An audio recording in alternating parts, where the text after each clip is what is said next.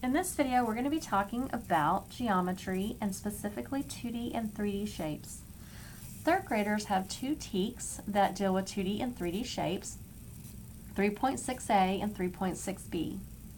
Basically, what students need to know about 2D and 3D shapes is they have to be able to classify and sort 2D and 3D shapes, and they have to be able to sort those based on attributes using formal geometric language.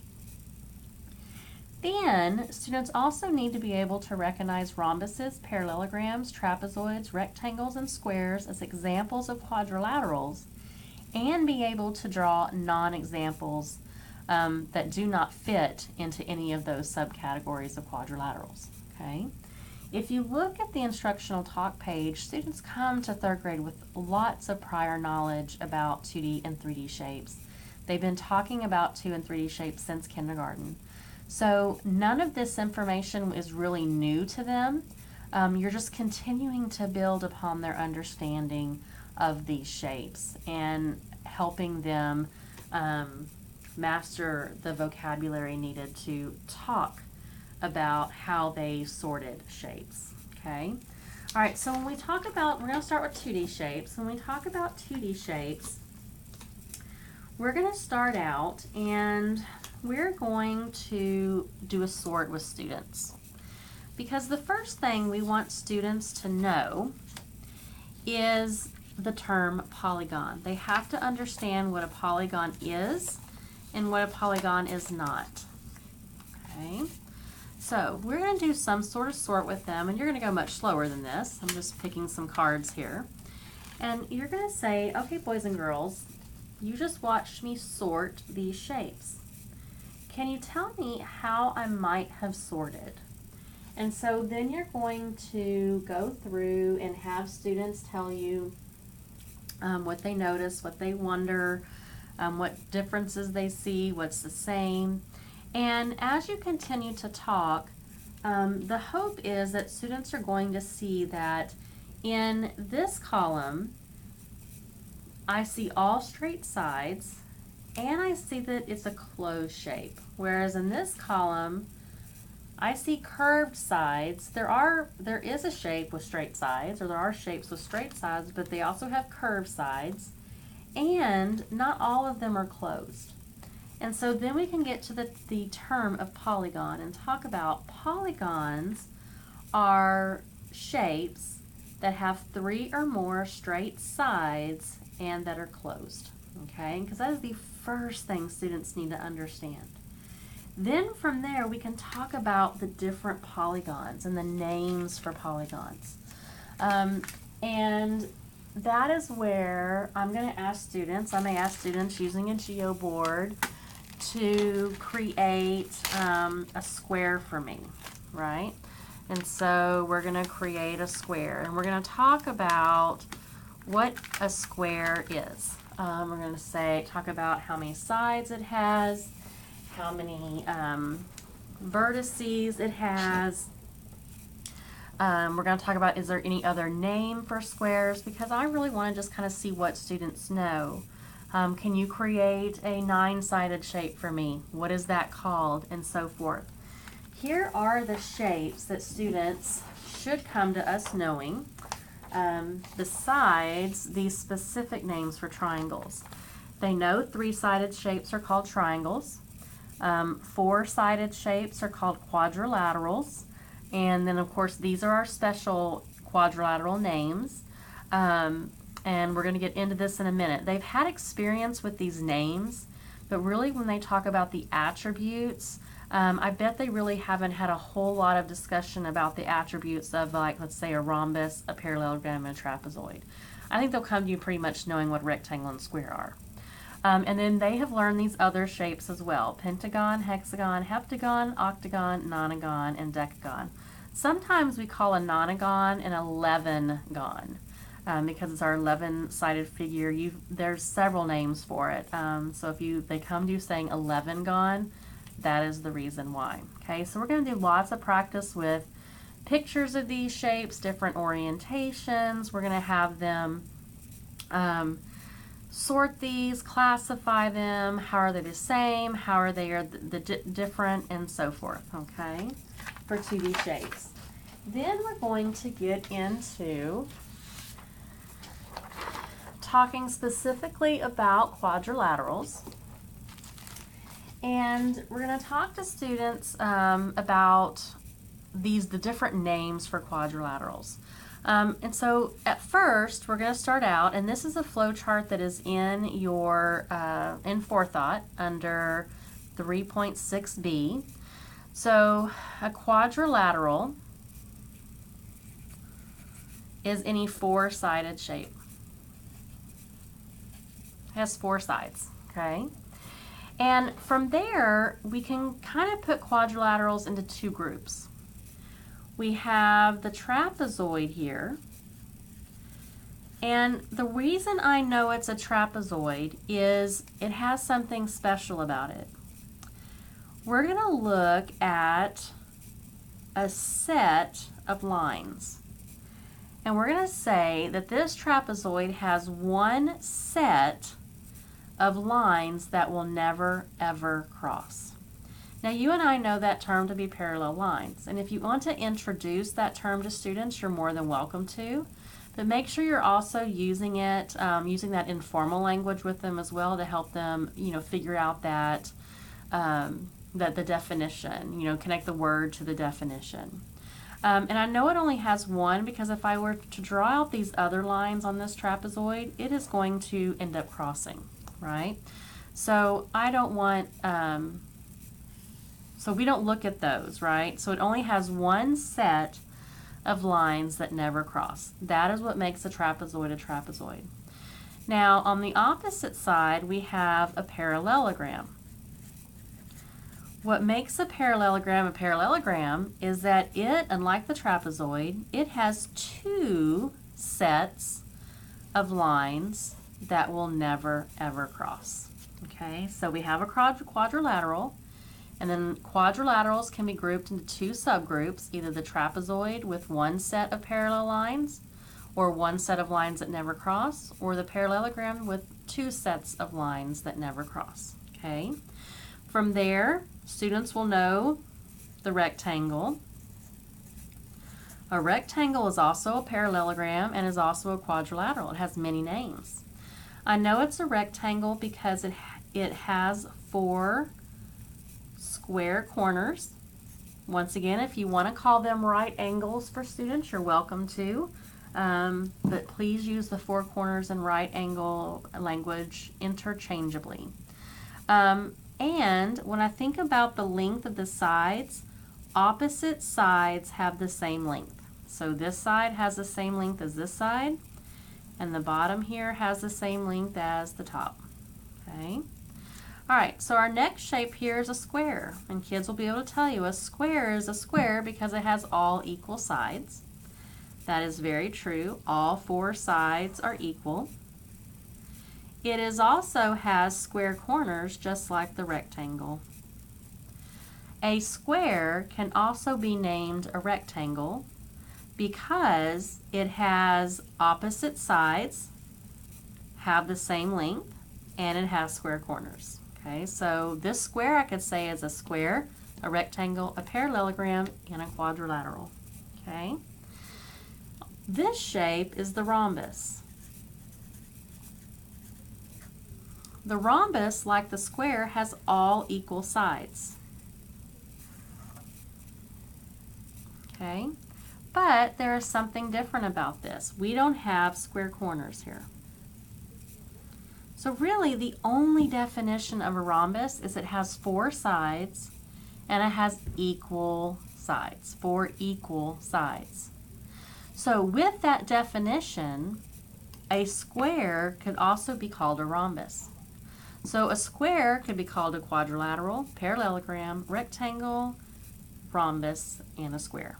Okay, it has many, many names based on the definitions of these 2D shapes. Okay, so students, that's how you're going to talk to students about these shapes.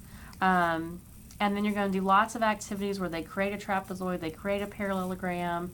You look at can you create a quadrilateral that does not is not one of these named quadrilaterals, because that's what the TEK asked us to do. All right, so that is two-dimensional shapes. So now let's look at three-dimensional shapes. We're still going to do the same kind of sorting things that we did with 2D. But we are also going to make sure we do it with 3D shapes. What I want to say about 3D shapes is please, please, please give your students time to hold 3D shapes, to play with them, to feel the edges, to feel the corners. They need to put them in their hands so they can visualize them, because when they get any kind of test question on these 3D shapes, it's a two-dimensional world, like, right? And so they have to be able to visualize what it looks like as a 3D object, okay, and not just in a pictorial view. So I want them holding it. If you don't have 3D shapes available, any real-world 3D shape will do. So bring in a box of cereal for a rectangular prism. Bring in a ball for a sphere.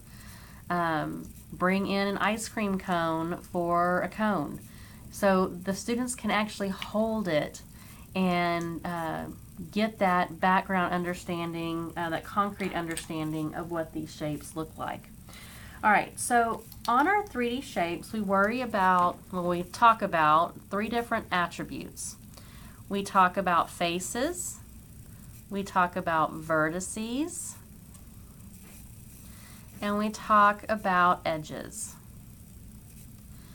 So when I talk about these faces, the definition for a face is that it has to be a polygon, okay? If it's not a polygon, it can't be a face, okay?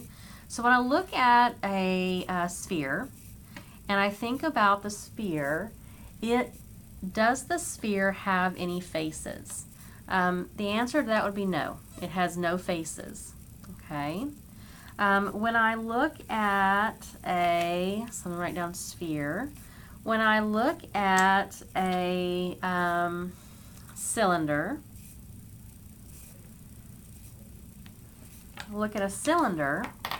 a cylinder does have two flat surfaces on it, but they are not faces. And they're not faces because they are not polygons. A circle is not a polygon. So we still have to say it has 0 faces, okay? You will hear from some people that it has 2 bases, because bases don't have to be faces. And basically it does. It does have 2 bases, 2 ways that 2 flat surfaces that this cylinder can rest on, okay? There's a much more technical term of bases.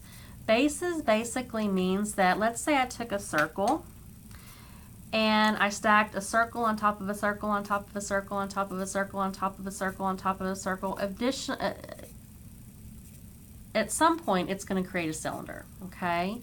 So really, if I was to cut up the shape, a base is whatever shape is repeating within this 3D shape to create the shape. And so for this one, it would be a circle. For this shape, it would be a square. I stacked a square upon a square upon a square upon a square upon a square. So that's really where the term base is. If I did it this way, it'd be a rectangle on top of a rectangle on top of a rectangle to create that 3D shape. So that's what a base actually is. So on a cylinder, you could say it has 2 bases, okay? All right, so this is our rectangular prism. And the rectangular prism has faces, of course, because it's all of these sides, squares and rectangles both are polygons, and it actually has 6 faces. Then we have a cube. A cube has, once again, all polygons. This is created of all polygons, so it also has 6 faces. And I have 2 more shapes. We have a cone. It's a cone, and the cone does not have any faces because, once again, it's resting on a circle, but a circle is not a polygon, so therefore there are no faces. All right, and I don't have an example of our last shape, so I'm going to draw it. Our last shape they ask us to look at is a triangular prism. And so when I think about a triangular prism, it has triangle bases, okay? And then it has 3 rectangular faces. So all of them together equal 5 faces. All right? All right, so those are faces. Now, let's talk about vertices. Vertices are where 3 edges meet, right? So once again, when I go back to the sphere, I don't have any faces, therefore I don't have any edges, so I have 0 vertices. Okay. A cylinder, once again I have bases, but I don't have faces. I have no corners, no points, so we have 0 vertices. A rectangular prism, I do. So this edge, and this edge come together to make the vertice. So on a rectangular prism, I have 1, 2, 3, 4, and then if I turn it upside down, 5, 6, 7, 8 vertices. Okay. Cube is going to be the same thing. 1, 2, 3, 4, 5, 6, 7, 8 vertices. A cone, here we go, is our cone. A cone does not have 3 edges where 3 edges meet either. However, it does have this point, and this point is actually called an apex.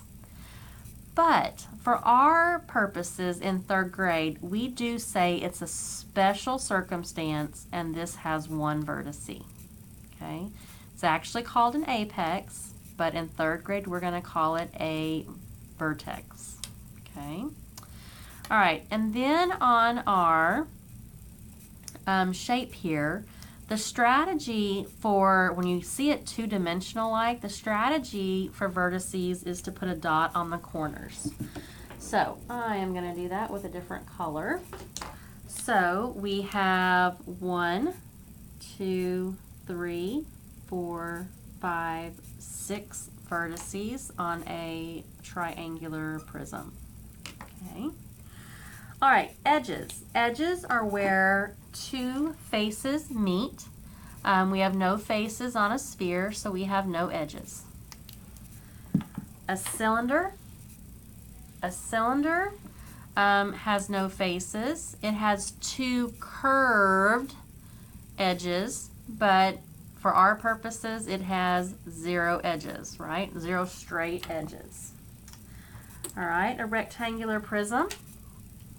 Oh, it has lots of places where 3 or 2 faces meet. And so we count them. This is 1, 2, 3, 4. And I'm going to think about the bottom's going to have the same amount. So that's 8. And then we have 9, 10, 11, 12. So we have 12 edges. Same thing on a cube. 1, 2, 3, 4. And then I have the 4 on the bottom. 5, 6, or I mean it's 8, 9, 10, 11, 12. Okay. A cone, once again a cone does not have any faces.